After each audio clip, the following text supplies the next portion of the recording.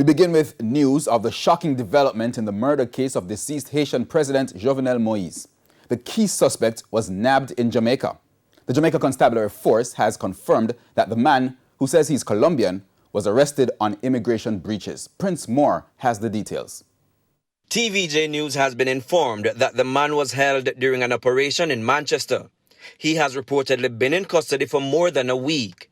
A report published online today by the Miami Herald newspaper identified the suspect as Mario Palacios, a former Colombian military officer.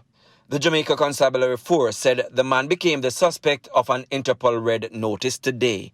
A red notice is issued for a fugitive wanted either for prosecution or to serve a sentence. It is a request to law enforcement worldwide to locate and provisionally arrest a person pending extradition, surrender, or similar legal action. Haitian police had reported that former Colombian soldiers made up the hit squad that stormed Mr. Moïse's private residence in the middle of the night on July 7, yelling that their presence was part of a U.S. Drug Enforcement Administration operation. They gained access to the home. Moïse was tortured and shot multiple times, while his wife Martine was seriously injured. None of the president's security detail was killed or injured. 44 people have been arrested in connection with the assassination, including 18 Colombians and 3 Haitian Americans who lived in South Florida. Prince Moore, TVJ News.